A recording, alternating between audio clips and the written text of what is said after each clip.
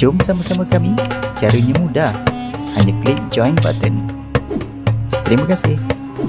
Sebab itu contoh kita bawa, mari contoh kunut masalah.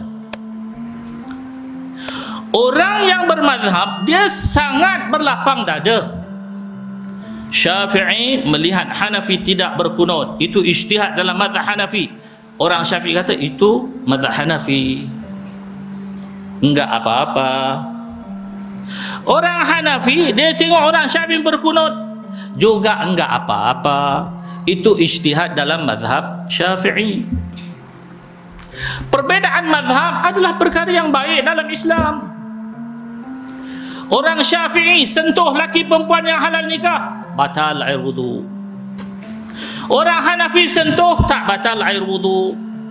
Kalau orang Hanafi bersentuhan, tak batal air wudu, kita kata betul, mengikut mazhab Hanafi. Orang Hanafi tengok orang Syafi'i bersentuhan, batal wudu, itu juga betul. Orang Wahabi, mereka saja yang betul, yang lain semuanya salah. Bila bab kunut, dia kata siapa kunut bid'ah, masuk neraka, dia kata. Ini apa punya mazhab, tuan-tuan? Ini mazhab bukan mazhab yang mu'tabar, tuan-tuan. Ini mazhab tak ada undang-undang. Bahkan Syekh Ali Jum'ah dalam kitabnya mengatakan mazhab Wahabi ini yuaddi ila insyiqaq fil ummah al-islamiyah, membawa kepada perpecahan, perbalahan di kalangan umat Islam. Kita duduk di Malaysia, ada Hanafi dan ada Syafi'i. Ada kita bergaduh? Ada pernah kita rembat orang Hanafi di masjid Hanafi, ini Wahabi, tak ada kunut? Tak ada, tuan-tuan. Kita kata orang bersembahyang di masjid India, oh itu Hanafi. Orang Hanafi datang ke masjid kita pun dia tak tuduh kita sebagai bid'ah. Siapa yang menuduh bid'ah ni, tuan-tuan? Pak Wahab. Ini poin yang ramai orang tak jelas.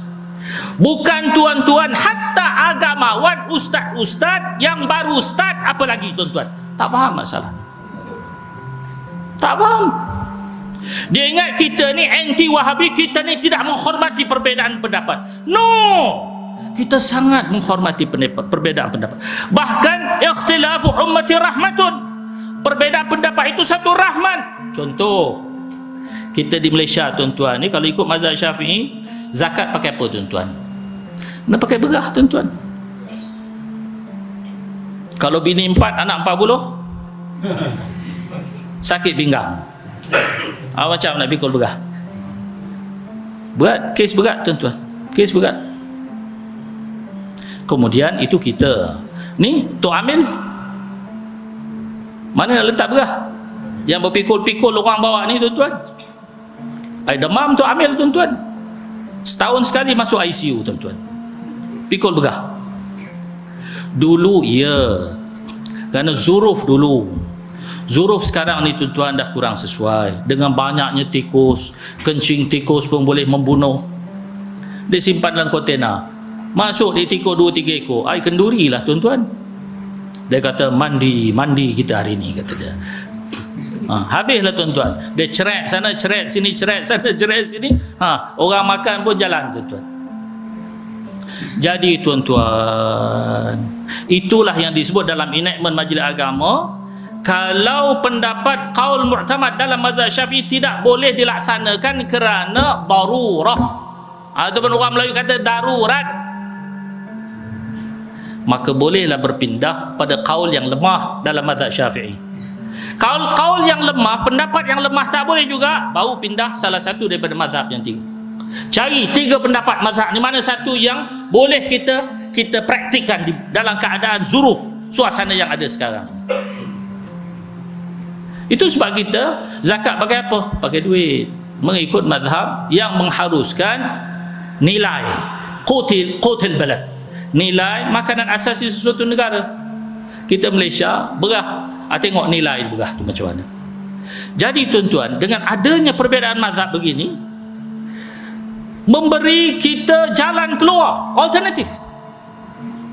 Bukan nak balas, tuan-tuan. Tapi Wahabi dah, yang betul dia seorang, yang lain semua sesat, barat masuk neraka, tuan-tuan. Cuba bayangkan orang tahlil pun dia kata masuk neraka. Orang kenduri arwah pun masuk neraka. Bau-bau ni Tan Sri SM Salim mati, dia hantar banner, barang siapa hantar Fatihah pada SAM Salim menjadi kufur dan halal darah. Tengok ni apa punya banner ni tuan-tuan, sampai ke tahap ini tuan-tuan. Kita kata gaban habis tuan-tuan. Orang hantar surat Al-Fatihah, dia kata kufur dan halal darah. Tengok tuan-tuan, ini ajaran bukan datang daripada mazhab yang baik tuan-tuan. Ini ajaran yang entah mana dunia dia mari tuan-tuan. So itu Dr. Sa'id Ramadan Al-Buti dia sebut dalam kitabnya, bukan dalam kitabnya, dalam satu khutbahnya yang dipaparkan dalam sesawang beliau. Dia kata apa tuan-tuan? 3 perkara yang ditanam oleh pihak penjajah untuk memporak-perandakan umat Islam. Yang pertama Qadiani, yang kedua Bahai, dan yang ketiga Al-Wahabiyah fi Jaziratil Arab. Wahabi ni tuan-tuan, dia bawa ajaran yang boleh membawa pecah belah dalam masyarakat. Syafi'i, Hanafi, Maliki, Hambali tak pernah balah. Kita saling berlapang dada.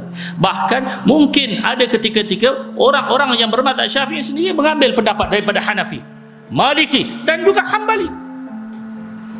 Jadi ini poin tuan-tuan yang sangat penting, yang setiap kita kena faham tuan-tuan. Kalau tak faham ni tuan-tuan, memang kita kena gulai dengan Pak Wahab tuan-tuan. Memang kena gulai tuan-tuan. Oh, kena hormat perbezaan pendapat. Perbezaan pendapat dia, untuk dia memasukkan pendapat dia masuk dalam kepala kita, dan pendapat kita langsung tak dihiraukan tuan-tuan. Sebenarnya saya pernah membentang faham ahli sunnah di JAKIM dan hadir pengarah penerbitan JAKIM. Dan saya tunjukkan dalam slide berpuluh-puluh buku yang ditulis oleh Wahabi di Malaysia dan diedar dengan bebas di kedai-kedai seperti Jalan Tengku Abdul Rahman contohnya. Jadi dia pun datang jumpa saya. Dia kata, Ustaz, why not kita sama-sama bekerjasama untuk membenteras buku-buku Wahabi di Malaysia? Oh, sila. Saya memang tunggu sangat. Kalau you nak, saya akan memberi sokongan dan kerjasama apa juga. Tapi takat tu je. Habis, lepas tu apa pun tak ada. Jadi tuan-tuan, ini masalah kita. Brunei is the best. Banyak orang-orang yang menjual buku ke Brunei macam nak bankrupt. Kenapa? Kerana buku yang masuk di Brunei, dia masuk di kawasan yang duduk untuk dicek satu persatu berbulan-bulan lamanya. Yang orang sini tunggu payment tak sampai-sampai. Rupanya banyak buku Wahab semua reject. Brunei is the best. Malaysia dalam hal ini saya katakan terus terang worse. Saya dengar di Indonesia ada orang bila malam dia tak menutup aurat. Dia pakai seluar pendek, pakai seluar ketat, tak nampak lutut, nampak peha, mengaji agama. Dia kata, apa pasal Pak? Kok bisa begini? Pakai celana kontat. Ini kan haram, keluar kepala lototnya. Enggak haram, enggak apa-apa. Di dalam Quran dibilang wallailu libasa, malam itu pakaian, dia bilang. Jadi sudah ada malam, sudah ada pakaian, mau buka enggak apa-apaan katanya.